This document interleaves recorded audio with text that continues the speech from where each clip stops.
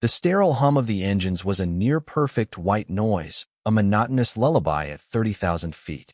For most passengers on Flight F-782 from New York to San Francisco, it was just another routine crossing. For Emily Carter, it was 5 hours of a fragile truce with reality. She sat in a window seat in row 24, economy class, having deliberately chosen a spot far from the bustle of the galleys. Asleep on her lap was 1-year-old Leo, his small chest rising and falling in rhythm with the plane's gentle vibrations. Emily looked the part of any young mother on a long journey. Comfortable jeans, a simple gray t-shirt, her hair pulled back in a loose bun. No jewelry, save for a thin, plain wedding band. No makeup that could be smudged by fatigue or a stray toddler's hand. She was the picture of anonymity, one of hundreds of passengers dissolved into the drone and dimmed light of the cabin. This was exactly what she wanted. Flights were the one place she wasn't Mrs. Carter. She was just Emily, just a mom. Her gaze shifted from the whipped cream clouds outside to the flight attendant gliding down the aisle. A polished gold name tag on her impeccably tailored navy blue jacket read Jasmine. Jasmine Reed, senior flight attendant. She moved with the practiced grace of a predator on its own territory. Every gesture, from the way she placed a plastic cup on a tray table to the practiced curve of her lips that barely passed for a smile, broadcast absolute control. She was the queen here, and the aircraft cabin was her undisputed kingdom. The first hint of dissonance came when Leo woke with a start and began to fuss. It wasn't a full-blown scream, just a low, protesting whimper against the unfamiliar. Emily immediately began to soothe him, rocking him gently and whispering in his ear. At that moment, Jasmine's beverage cart drew level with their row. The senior flight attendant paused, and instead of offering help or simply moving on, she let out a loud, theatrical sigh. It was a sound designed to be heard 3 rows in either direction. She rolled her eyes, a gesture more eloquent than any word. "Oh, great," it said. "A baby." Emily felt a hot flush of embarrassment creep up her neck. She pretended not to notice, focusing all her attention on her son. Within a minute, Leo was quiet again, distracted by a colorful toy. When Jasmine passed by again, Emily politely raised her hand. "Excuse me? Could I please have a glass of water for my son?" Jasmine didn't even break her stride. "As soon as I've completed the service," she called back over her shoulder. Her tone was dismissive, stripped of all courtesy. It was the cold, flat annoyance of a monarch bothered by a trivial peasant request. 20 minutes passed. The beverage cart was long gone. The water never came. Another, younger flight attendant, noticing Emily's expectant look, brought her a bottle with a sympathetic smile. The next time Jasmine patrolled the aisle on a seatbelt check, she glanced at Emily's tray table and spoke to no one in particular, yet loud enough for the whole section to hear. Some people think an economy ticket entitles them to first-class service. The audacity. Passengers shifted uncomfortably. The man in the adjacent seat suddenly found his laptop screen fascinating. A woman across the aisle shot Emily a look of pity. The air around row 24 grew thick and tense.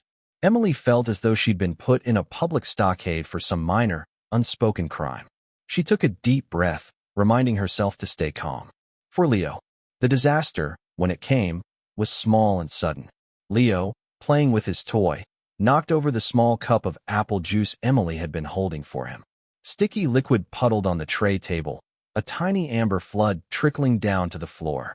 "Oh, honey, it's okay," Emily whispered, immediately grabbing baby wipes and starting to clean the mess. "I'm so sorry," she said, a little louder, hoping to catch the attention of any crew member. She caught Jasmine's. The senior flight attendant materialized beside her as if she had been waiting for this exact moment.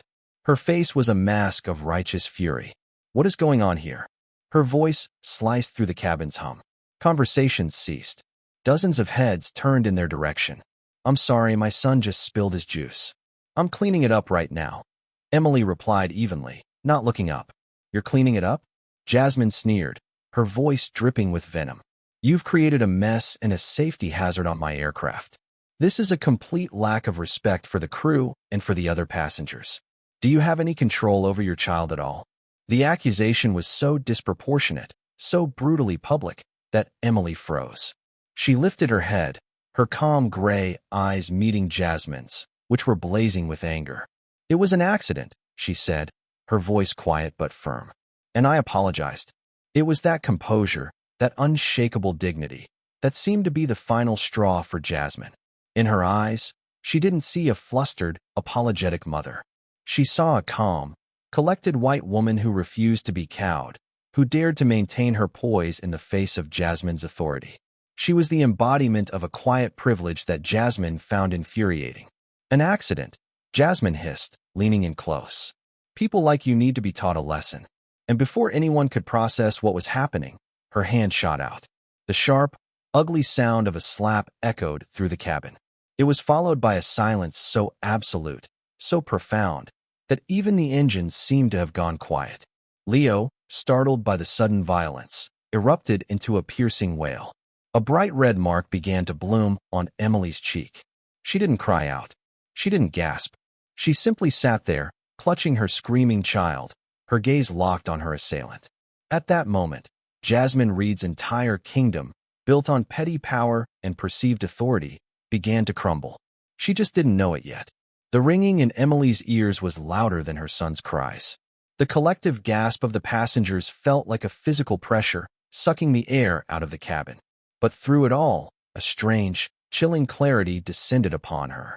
The hot sting on her cheek was a distant fact, an entry in a report she was already composing in her mind. Her emotional response was locked away behind a steel door. What remained was pure, cold process. Her first priority was Leo. She pulled him tighter against her chest, rocking him with a steady, practiced motion. "Sure, baby, it's okay. Mommy's here. It's okay." Her voice was a low, soothing murmur that belied the violence of the moment. Jasmine Reed stood over them, her chest heaving, her eyes still alight with the thrill of her own dominance. She was expecting tears, a hysterical outburst, perhaps a futile threat to sue. She was prepared for any of those reactions. She was not prepared for the unnerving stillness that followed.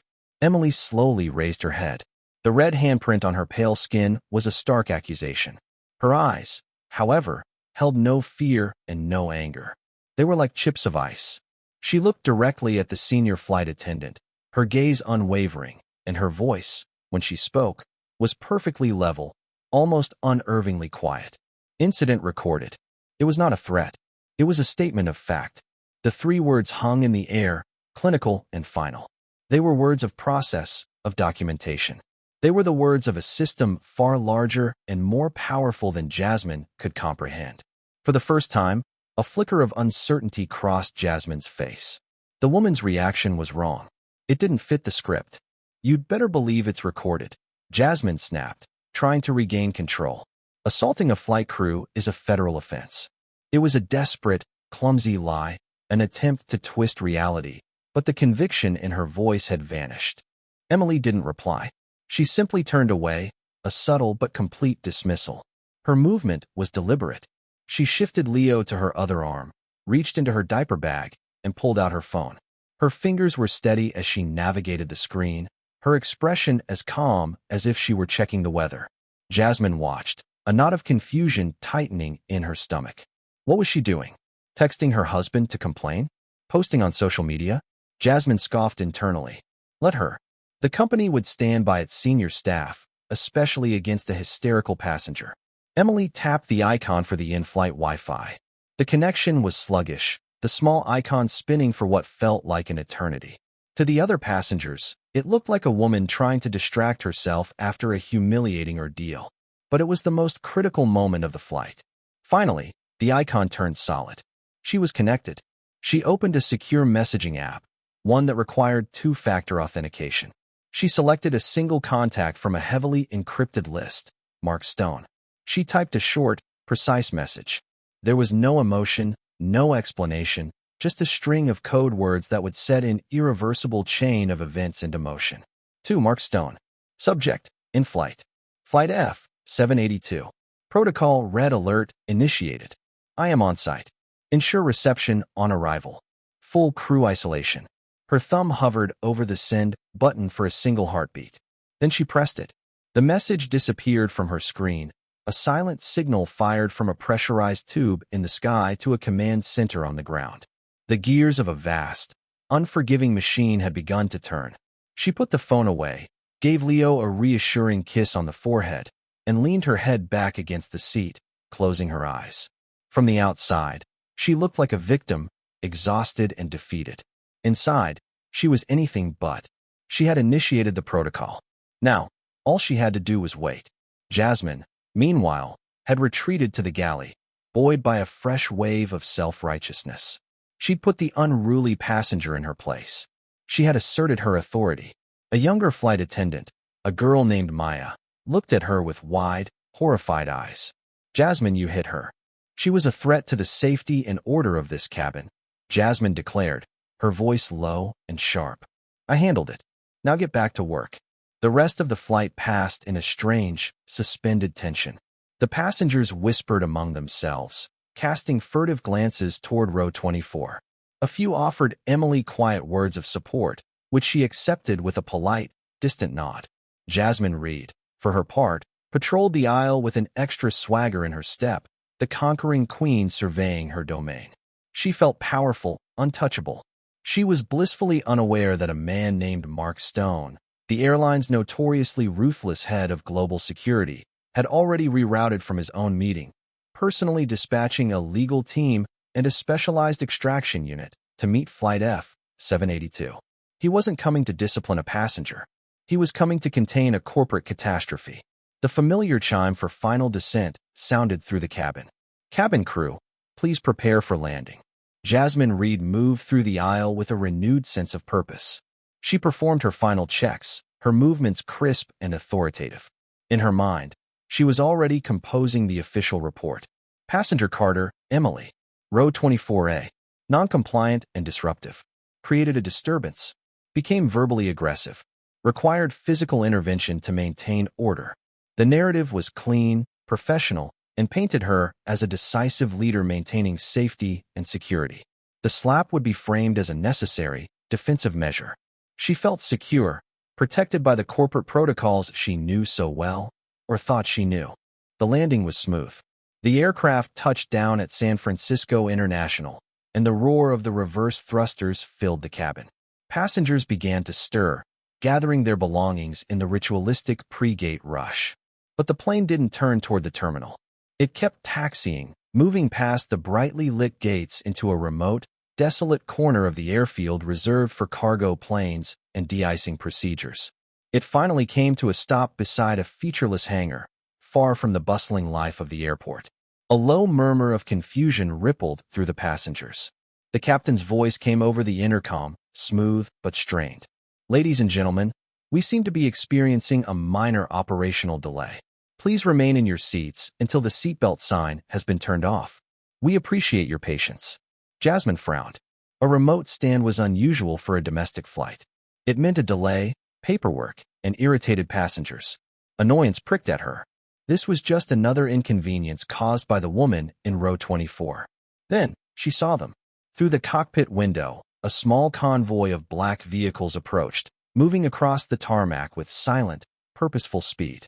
They were not the usual airport service vans or police cars. They were high-end SUVs, the kind used for diplomatic transport. They parked in a precise formation at the base of the aircraft. The jet bridge never came. Instead, a mobile staircase was rolled to the L1 door. At the bottom stood a half-dozen figures in dark, impeccably tailored suits. They stood motionless, their faces impassive, their eyes hidden behind sunglasses despite the evening gloom. They looked less like ground crew and more like a Secret Service detail. The seatbelt sign pinged off. As senior flight attendant, Jasmine moved to the door to supervise deplaning. She opened it, expecting to speak to a gate agent. Instead, she found herself face-to-face with a man in his late 50s with graying temples and a face that looked like it had been carved from granite. He didn't smile. He didn't greet her. His cold, analytical eyes swept past her, scanning the cabin as if she were nothing more than a piece of furniture. His gaze settled on row 24. Ignoring Jasmine completely, the man walked down the aisle. The other suited figures followed, creating a silent, intimidating barrier that blocked the way for any other passenger. He stopped next to Emily's seat. The whole cabin watched, breathless. He leaned down slightly, and his voice, though quiet, was clear and carried an immense weight of authority. "Mrs. Carter, we're here. Are you and the young master unharmed?" The name hung in the air for a moment. Mrs. Carter. Jasmine's blood ran cold. Her mind, suddenly sluggish, scrambled to make a connection. Carter. It was an ordinary name. But in this airline, it was not. David Carter was the founder, the CEO, the near-mythical figure whose picture was in every company newsletter. The man who owned the entire airline. A wave of nausea washed over Jasmine. It couldn't be. This woman in her simple jeans and t-shirt, flying economy? It was impossible. It was a coincidence. But the man's deference was unmistakable. One of his team members stepped forward. "Ma'am, allow me to take your bags." Another gently helped her unbuckle Leo from her lap. They treated her not like a passenger, but like royalty. With Emily and Leo safely attended to, the man, Mark Stone, finally turned his attention to Jasmine. His eyes were devoid of all emotion. "Jasmine Reed," he said. "It was not a question. You and your entire crew are suspended, effective immediately, pending a full investigation. You will surrender your company IDs and passports. You will not speak to each other. You will follow my associate to a secure location for a formal debriefing. This is not a request." Another associate, a severe-looking woman, stepped forward and held out her hand for Jasmine's ID. Her fingers trembled as she unclipped it from her jacket. The gold name tag that had been her shield and her scepter now felt like a mark of shame. Mark Stone then addressed the stunned passengers in the surrounding rows. His tone was now one of polite, corporate efficiency. "Ladies and gentlemen, my name is Mark Stone, head of security. We apologize for this delay. Due to an unfortunate incident on board, we would be grateful if those of you in rows 22 through 26 would accompany us to provide a brief statement. As compensation for your time and inconvenience, the airline is offering each of you a $5,000 travel voucher or a direct payment of $2,000. Your choice." The offer was so outrageously generous, it was almost a threat. It ensured total cooperation. It turned every witness into a paid, willing participant in the company's internal tribunal. As Emily was escorted down the stairs and into the lead black SUV, she didn't look back. She didn't need to. The system was in motion. Jasmine Reed and the rest of the flight crew were led down the same stairs, but in the opposite direction, toward a windowless van waiting in the shadows of the hangar. The short walk across the tarmac felt like miles. Just an hour ago, she had been the undisputed queen of a metal tube in the sky. Now, she was a disgraced employee, stripped of her authority and her future, about to discover the true meaning of turbulence. The secure facility was deep in the airport's administrative wing, a part of the terminal tourists and travelers never saw. It was a world of gray carpets, soundproofed walls, and an unnerving, sterile silence. The rooms were officially designated for sensitive HR debriefings, but their real purpose was corporate damage control. This is where careers came to die. Jasmine Reed sat in a small, windowless room at a metal table. Across from her sat Mark Stone and a woman from the airline's legal department, her face a mask of professional neutrality. A digital recorder lay between them. The air was cold, and Jasmine found herself shivering, though not from the temperature. "Let's begin with your official account of the incident involving passenger Carter," the lawyer said, her voice flat and devoid of inflection. Summoning the last vestiges of her bravado, Jasmine recited the version of events she had prepared in her mind. She painted Emily as an agitated, neglectful mother and herself as a calm professional, forced to take decisive action. The passenger became increasingly disruptive, Jasmine said, her voice sounding thin and reedy in the silent room. She refused to follow crew instructions regarding the cleanup of a biohazardous spill. "It was apple juice," Mark Stone interrupted, not looking up from the file in front of him. Jasmine faltered. "It was a sticky substance that could attract insects and compromise cabin hygiene. When I instructed her on the proper protocol, she became verbally abusive. I felt threatened. My action was a reflexive measure to ensure the safety of the cabin." The lawyer made a note, her expression unchanged. "So, you are stating for the record that you struck a passenger holding a 1-year-old child as a reflexive safety measure?" "Ah, yes. I felt I had no other choice." Mark Stone finally looked up. He slid a tablet across the table. On the screen was a video, shot on a passenger's phone from 2 rows back. The angle was clear. The audio was crisp. He pressed play. The video showed everything. Jasmine's condescending remarks. Emily's quiet, polite requests. The spill. And then, the slap. There was no verbal abuse from Emily. There was no threat. There was only a tired mother trying to manage her child, and a flight attendant escalating a minor incident into a violent confrontation. The video ended with the sharp, sickening sound of the slap, followed by the baby's terrified cry. Jasmine stared at the screen, her mouth dry. The foundation of her reality had just been pulverized. That's taken out of context, she stammered, but the words were hollow. We have 7 more videos just like it, Ms. Reed, Stone said, his voice dangerously soft. From 7 different passengers. We also have signed, sworn statements from 16 other passengers and 2 of your own crew members. Their accounts are remarkably consistent, and none of them match yours. He gestured to the lawyer, who opened a thick file. This brings us to your service record, the lawyer continued, her tone unchanged. In the past 5 years, 34 formal passenger complaints have been filed against you. Let me read you a few highlights. She began to read, her voice a relentless drone. August 2023. MS. Reed was rude and dismissive, publicly shaming a passenger for asking for a pillow. October 2023. The flight attendant, Jasmine, refused to assist an elderly passenger with his bag, stating it was not her job. January 2024. She made sarcastic comments about my crying child for the duration of the flight, creating a hostile and stressful environment. March 2024. MS. Reed deliberately ignored my call button for over an hour. The list went on and on. It was a stunning portrait of a long-term abuse of power, a pattern of bullying and intimidation. Each complaint was a voice from the past, a small cry for justice that had been silenced, ignored, or dismissed. Now, all those voices were being heard at once, amplified into a deafening chorus of condemnation. Why were none of these incidents followed up on? Stone asked, a rhetorical question. He already knew the answer. Jasmine was speechless. She had always considered these complaints minor annoyances, the whining of entitled passengers who didn't understand the pressures of her job. Her supervisor, a man named Paul Finch, had always laughed them off. Don't worry about it, Jazz, he'd say. I'll handle the paperwork. He had always protected her. Now, she realized he hadn't protected her at all. He had enabled her. He had built the pedestal she stood on, and now it was collapsing beneath her. Meanwhile, in a separate room, the young flight attendant, Maya, was giving her statement.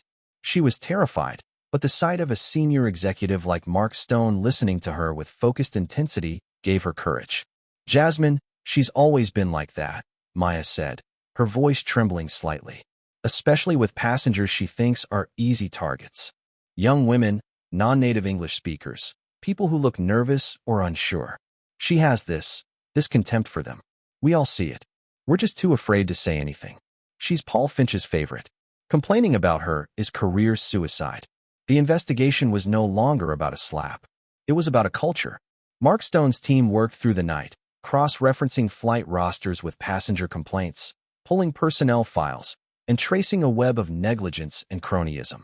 The single, violent act on Flight F-782 had ripped a hole in the fabric of the company, revealing a rot that had been festering for years. The voices that had been silenced were finally speaking, and their testimony was building a case that would ensure Jasmine Reed never worked in the airline industry again. Paul Finch, the operations manager for the in-flight services department, arrived at the airport with the breezy confidence of a man who believed himself to be untouchable. He had been called in for an urgent operational review, a term vague enough that he hadn't felt any particular alarm. He assumed a passenger had filed a complaint, as they often did, and that he would be called upon to smooth things over, file a report, and protect his staff. Protecting his staff, especially Jasmine Reed, was Paul's specialty. Their relationship was a classic case of mutually beneficial cronyism. Jasmine was an aggressive enforcer of his standards on board, a senior attendant who kept the younger crew in line. In return, Paul made her problems disappear. Complaints vanished into a bureaucratic black hole. Negative performance reviews were softened or lost. He had built a fortress of paperwork and procedure around his favorite employees, creating a fiefdom within the corporate structure where his authority was absolute. He walked into the designated conference room, expecting to see a mid-level HR manager. Instead, he found Mark Stone, the company's head of global security, and two stone-faced lawyers from the corporate legal team. The air in the room was frigid. "Paul, thanks for coming in," Stone said, without a trace of warmth. He gestured to the empty chair. It felt less like an invitation and more like an order. "Mark, what's all this about?" Paul asked, trying to keep his tone light. "One of the girls get a feisty passenger?" "You could say that," Stone replied, his eyes like chips of flint. He slid a single sheet of paper across the polished table. "This is a log of 34 passenger complaints filed against senior flight attendant Jasmine Reed over the past 5 years. Standard procedure dictates that any complaint involving accusations of verbal abuse or harassment triggers an automatic internal review. For senior crew, that review is to be escalated to your desk. Can you show me the reports for these 34 reviews?" Paul felt a bead of sweat trickle down his temple. "Well, Mark, you know how it is. We get hundreds of these things. 99% are frivolous. People upset about a lack of peanuts or a bumpy landing. We investigate, of course, but you can't take every single one." "I'm not asking about the hundreds of frivolous complaints, Paul," Stone cut in, his voice dropping to a low, dangerous growl. "I'm asking about these 34 specific, documented cases against one employee. I am asking for the paperwork, for the records of interviews, for the disciplinary action reports. Because my team has been in the archives for the past 8 hours, and they can't seem to find any. It's almost as if they never existed." The legalistic trap snapped shut.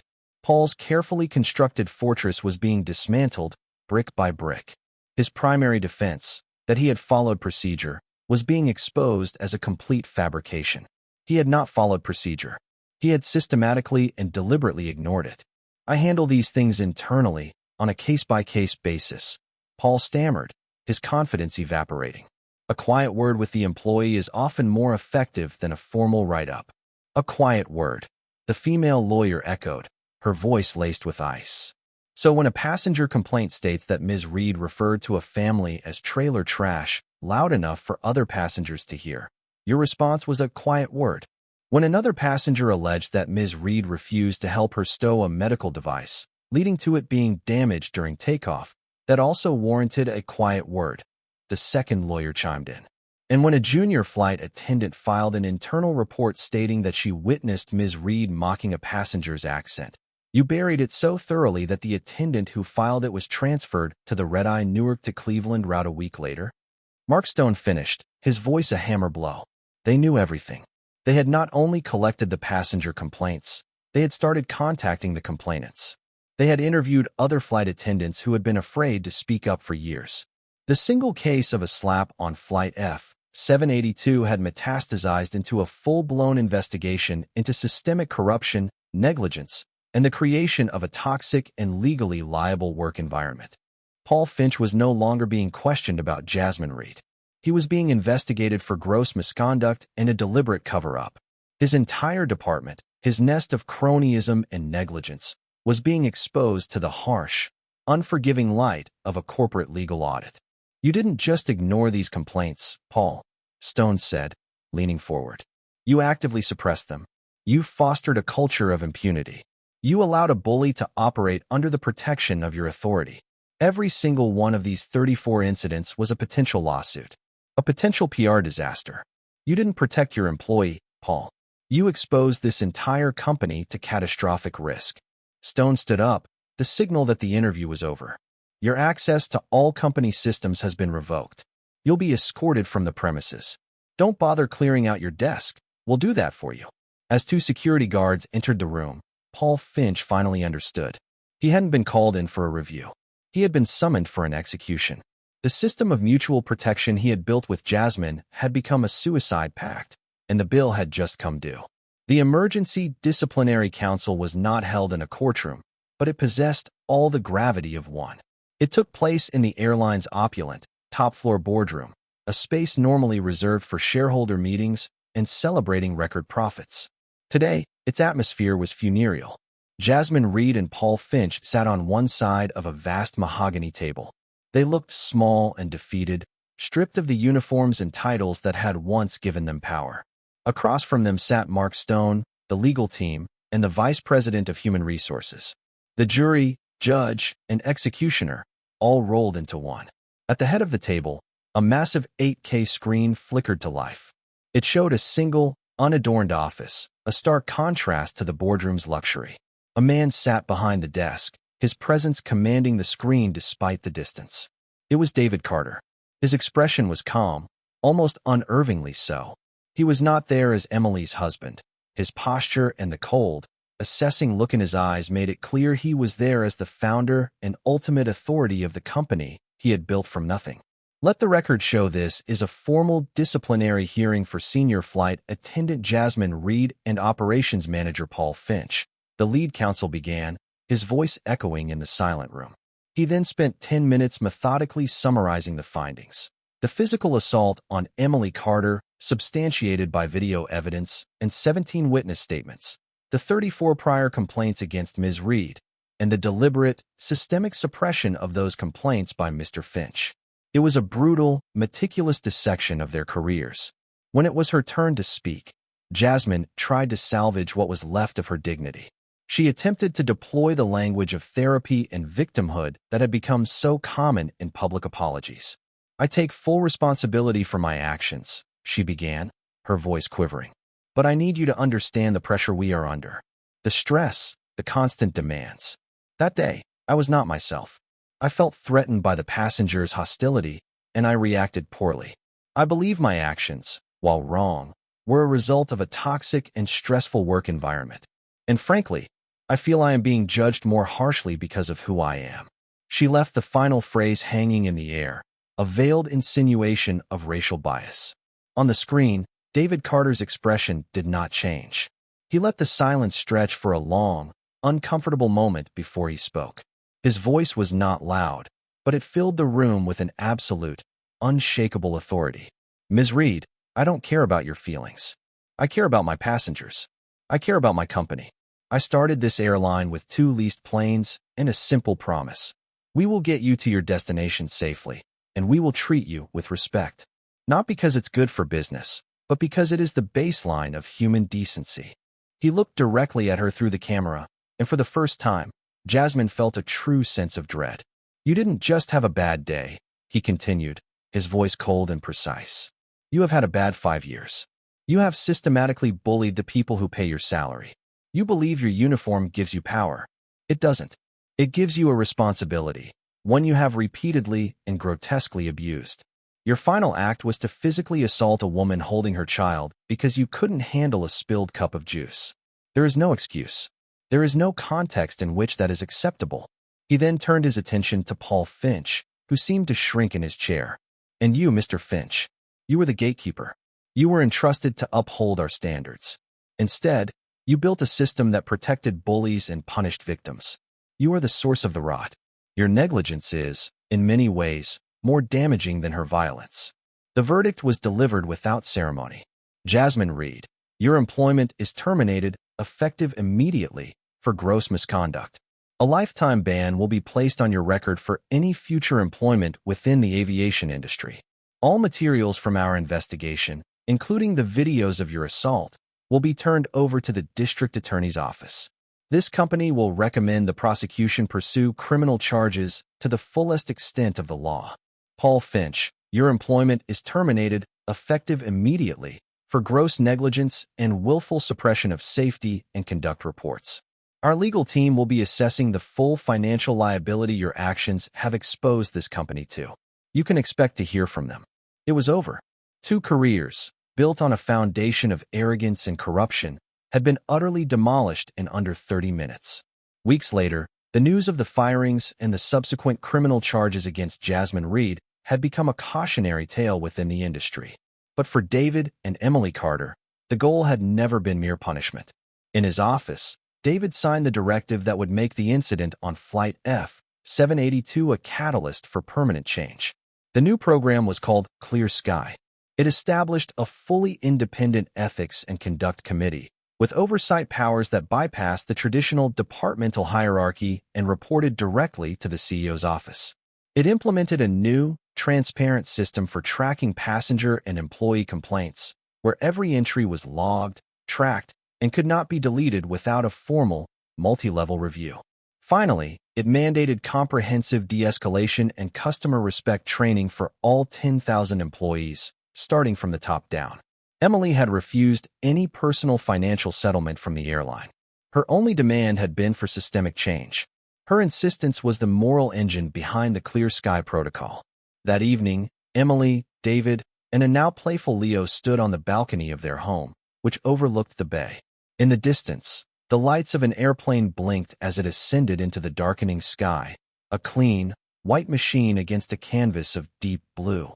It was one of their fleet. Emily wasn't watching the plane. She was watching her son, who was giggling as his father lifted him high into the air, pretending he was an airplane. There was no triumph in her expression, no hint of victory. There was only a quiet, profound sense of satisfaction. A system had been corrupted by one person's prejudice and another's negligence. A protocol had been activated. The corruption had been purged. The system had been fortified. Justice hadn't come in the form of a satisfying, vengeful blow. It had come as a quiet, methodical recalibration, ensuring that the skies would be a little safer and a little more civil for every passenger who came after her. The balance had been restored.